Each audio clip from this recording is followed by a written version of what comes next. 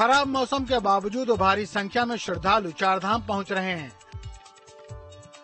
आलम यह है कि जगह जगह जाम का झाम देखने को मिल रहा है। बाबा के दर्शन के लिए जन सैलाब उमड़ रहा है। ऐसे में जाम लगना लाजमी है, लेकिन ये जाम तब कष्टदायी महसूस होता है जब इसके बीच कोई एम्बुलेंस फंस जाए।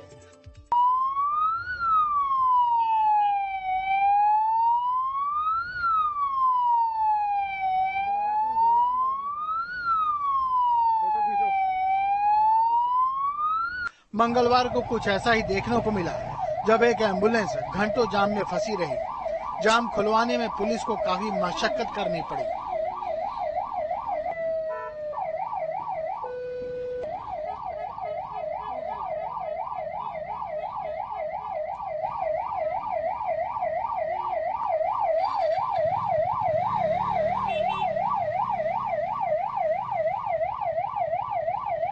केदार धाम की यात्रा के इतिहास में इस बार नया रिकॉर्ड कायम हुआ है। इस बार 14,34,000 भक्तों ने केदारनाथ के दर्शन किए हैं। रोज करीब 15,000 श्रद्धालु आ रहे हैं। केदारनाथ यात्रा में अभी 15 दिन बचे हुए हैं। ये यात्रा 6 मई को शुरू हुई थी। इस यात्रा ने 2019 का रिकॉर्ड तोड़ा है, जब 10 लाख यात्री आए थे। अब तक की यात्रा के सभी रिकॉर्ड टूट चुके हैं। 27 अक्टूबर को केदारनाथ धाम के कपाट बंद हो रहे हैं और 19 नवंबर को बद्रीनाथ धाम के कपाट बंद होंगे।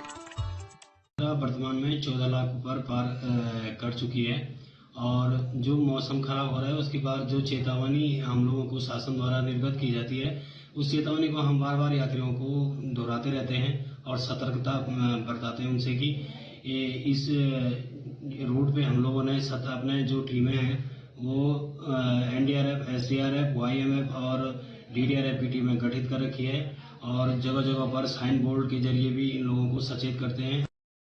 केदारनाथ में अभी बहुत अपार संभावना है। लोगों की इतनी आस्था बढ़ गई है कि सारा देश जो है, चाहे वो वीआईपी है, चाहे वो गरीब से गरीब है, पैदल यात्री है, साधु संत है, वो केदार बाबा के दर्शन के लिए आना चाह रहे हैं। यात्रा के अंतिम चरण में बद्रीनाथ धाम और केदारनाथ धाम में आस्था का सैलाब उमड़ा है। ऐसे में प्रशासन की मुश्किलें बढ़ने वाली हैं। रुद्रप्रयाग से रोहित डिमरी के साथ टीम न्यूज स्टेट। उत्तराखंड में जारी चारधाम यात्रा में जहां पर्यटकों की संख्या 40 लाख को पार कर गई है और उम्मीद जताई जा रही है कि सभी कपाट बंद होते समय तक इनकी संख्या करीब 50 लाख तक पहुंच सकती है। वहीं गढ़वाल मंडल विकास निगम को होटल से हुई आमदनी का ब्यौरा साझा किया गया है और इस बार गढ़वाल मंडल विकास निगम को होटल से 60 करोड़ रुपए की आय हुई है, जिसने कमाई के पिछले सभी रिकॉर्ड तोड़ दिए हैं। यात्रा में बाकी देखिए, निश्चित रूप से लगभग 15 लाख केदारनाथ जी, 15 लाख बद्रीनाथ जी और 10 लाख यमुनोत्री गंगोत्री मिला के 40 लाख से ऊपर तीर्थयात्री अब तक श्रद्धालु यहाँ उत्तराखंड में आए हैं। इसमें अगर हम जीएमईएन की बात करें, 2,60,000 हमारे यहाँ रजिस्टर्ड हैं जो हमारे यहाँ बुकिंग करा के आए, तो निश्चित रूप से बहुत ही उत्साहवर्धक रही, पूरे पर्यटन की दृष्टि से भी और जीएमईएन की दृष्टि से भी। उज्जैन स्थित महाकाल मंदिर के कॉरिडोर का पीएम नरेंद्र मोदी ने लोकार्पण किया और अब सभी को सौंप दिया गया है। महाकाल लोक के लोकार्पण कार्यक्रम में सीएम धामी भी वर्चुअली जुड़े और देहरादून से सीएम धामी ने पूरे लोकार्पण कार्यक्रम में हुए पूजा पाठ को देखा। सीएम धामी के साथ कई मंत्री और पार्टी के पदाधिकारियों ने भी महाकाल लोक के लोकार्पण कार्यक्रम में लाइव प्रसारण को देखा। तो ये 2 तस्वीरें देखिए अब आप, महाकाल लोक का लोकार्पण करते हुए पीएम नरेंद्र मोदी की तस्वीरें उज्जैन से और पूजा पाठ करते हुए प्रधानमंत्री की ये तस्वीर उज्जैन से निकलकर सामने आई। वहीं देहरादून से भी सीएम धामी की तस्वीर सामने आई, जो कि इस कार्यक्रम में वो वर्चुअली जुड़े।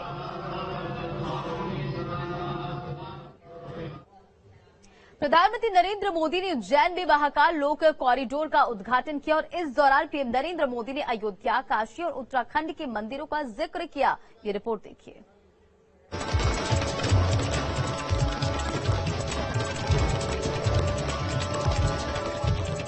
जय महाकाल। प्रधानमंत्री नरेंद्र मोदी ने जब उज्जैन में महाकाल लोकार्पण किया तो चारों ओर इसी जयघोष की गूंज सुनाई दी। उज्जैन में महाकाल कॉरिडोर के उद्घाटन के बाद जय श्री महाकाल का जयकारा लगाते हुए पीएम मोदी ने अपने भाषण की शुरुआत की। पीएम ने कहा कि उज्जैन के पल पल में, कण कण में इतिहास सिमटा है और आध्यात्म समाया है। कोने कोने में ईश्वरीय ऊर्जा संचालित हो रही है। महाकाल की नगरी प्रलय प्रहार से भी मुक्त है। पीएम ने कहा कि यहाँ काल की रेखाएं महाकाल मिटा देते हैं।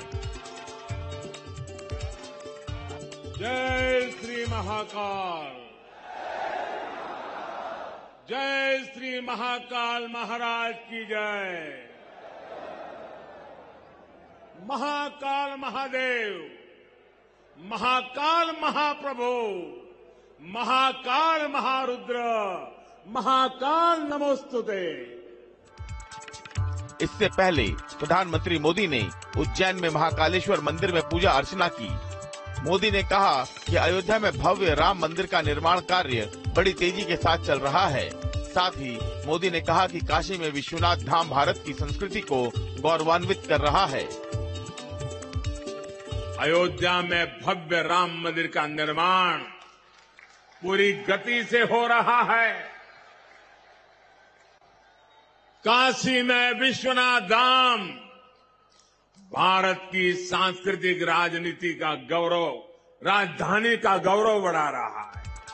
पीएम नरेंद्र मोदी ने उज्जैन में कहा कि उत्तराखंड में विकास का नया इतिहास लिखा जा रहा है। भारत का सांस्कृतिक दर्शन एक बार फिर शिखर पर पहुंचकर विश्व के मार्गदर्शन के लिए तैयार हो रहा है। उत्तराखंड में बाबा केदार के आशीर्वाद से केदारनाथ बद्रीनाथ तीर्थ क्षेत्र में विकास के नए अध्याय लिखे जा रहे हैं। आजादी के बाद पहली बार 4 धाम प्रोजेक्ट के जरिए हमारे चारों धाम ऑल वेदर रोड से जुड़ने जा रहे हैं। Team news state.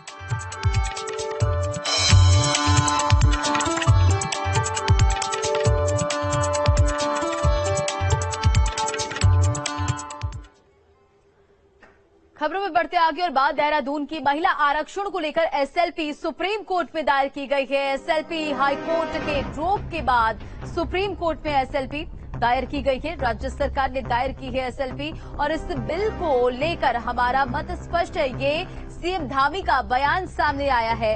महिलाओं के आरक्षण के पक्षधर हैं, ये सीएम धामी ने कहा है और इसके लिए हर संभव प्रयास करेंगे। सीएम धामी का ये बयान सामने आया है और महिला आरक्षण विधेयक पर हाईकोर्ट की रोक लगाने के बाद अब राज्य सरकार ने हाईकोर्ट के फैसले को चुनौती देते हुए सुप्रीम कोर्ट में एसएलपी दायर कर दी है, जिसको लेकर मुख्यमंत्री पुष्कर सिंह धामी ने कहा कि इस बिल को लेकर सरकार की मंशा साफ है और महिलाओं से जुड़े हुए आरक्षण को सुरक्षित रखने के लिए सरकार हर संभव कोशिश करेगी।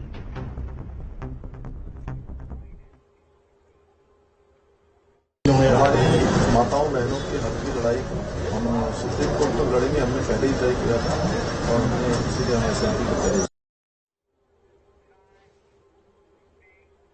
और ऋषिकेश में राफ्टिंग के दौरान बड़ा हादसा हो गया। गंगा में राफ्टिंग के दौरान एक बड़ा हादसा सामने आया, जहां राफ्ट पलटने से एक पर्यटक की मौत हो गई है। तो बड़ी खबर ऋषिकेश से सामने आ रही है, जहां राफ्टिंग के दौरान ये बड़ा हादसा हुआ है।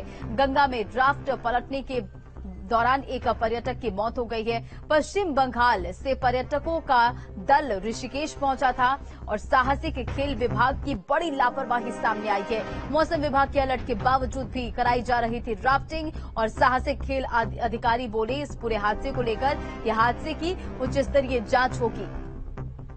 तो गंगा में राफ्ट पलटने से एक पर्यटक की जान चली गई है। पश्चिम बंगाल से पर्यटकों का एक दल ऋषिकेश पहुंचा था।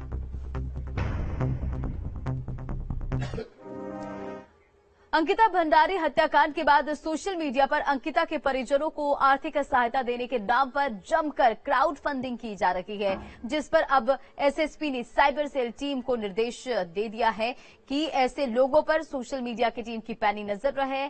और दरअसल सोशल मीडिया पर तरह तरह की पोस्ट शेयर की जा रही है, जिसमें किसी ने 20 लाख इकट्ठा करने का टारगेट बनाया तो कोई व्यक्ति परिजनों को केस लड़ने के लिए आर्थिक सहायता मांग कर रहा है, जिस पर लोग भी जमकर पैसा डोनेट कर रहे हैं। और इसे लेकर अब पुलिस की पैनी नजर है। सोशल मीडिया पर ऐसा करने वालों पर पुलिस ने अपना जो रुख है वो साफ करते हुए कहा कि इन पर पैनी नजर है।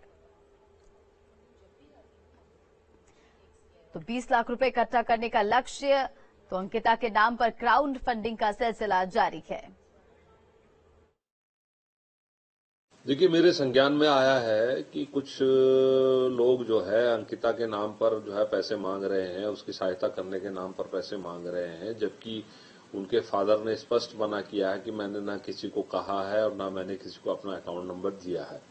तो इससे सीधा सीधा अर्थ निकलता है कि ये जो है इस दुर्भाग्यपूर्ण घटना को अपने पक्ष में और अपने पैसों के लिए इसको जो है दुरुपयोग करना चाह रहे हैं। उत्तराखंड में महिलाओं के लापता होने के आंकड़े भी तेजी से बढ़ रहे हैं और ऐसा ही एक मामला श्रीनगर से सामने आया है। यहां एक परिवार 3 साल से अपनी विवाहिता बेटी की तलाश कर रही है। परिजनों ने नवंबर 2019 में श्रीनगर कोतवाली में उसकी गुमशुदगी दर्ज कराई थी, लेकिन अभी तक कोई सुराग नहीं मिल पाया है। पुलिस भी 1 साल पहले फाइनल रिपोर्ट लगाकर घटना से जुड़ी फाइल कोर्ट भेज चुकी है, जिस पर परिजनों ने आपत्ति भी जताई है और इस संबंध में परिजनों ने डीजीपी अशोक कुमार से मामले में कार्रवाई करने की मांग की है। परिजनों ने बेटी की हत्या की आशंका जताई है और परिजनों का कहना है कि वो मंत्रियों से लेकर अधिकारियों तक गुहार लगा चुके हैं, लेकिन कोई सुनवाई नहीं हुई है। परिजनों ने ये भी कहा कि ससुराल पक्ष बेटे को जन्म न दे पाने को लेकर उसके साथ गलत व्यवहार करते थे। 26 नवंबर 2019 का है और पुलिस ने इसमें गुमशुदगी की रिपोर्ट दर्ज की थी और पुलिस का कहना है कि हमने पूरी छानबीन की, लेकिन हमने उनको बार बार जाके बोला कि हो सकता है ये हमने मर्डर की आशंका भी व्यक्त की थी और दूसरा हो सकता है अगर सुसाइड हो तो, लेकिन सुसाइड की आज तक मतलब बॉडी बरामद नहीं हुई। जिनसे तथ्यपूर्ण तथ्य आ सकता था उनके बयान भी नहीं दिए, तो हमने फिर माननीय न्यायालय से प्रेयर ये किया था कि सर ये मामला बड़ा संदिग्ध है और एक स्त्री से रिलेटेड है और बच्चे की चाहत में इस तरह का एक क्राइम हुआ है, तो उसकी जो जांच है वो या तो एसआईटी से कराई जाए या तो सीबीसीआईडी से चलाई जाए या सीबीआई से करा जाए। हमारी ये मांगे थी, क्योंकि माननीय न्यायालय के क्षेत्राधिकार। और पहाड़ समाचार के इस बुलेटिन में फिलहाल इतना।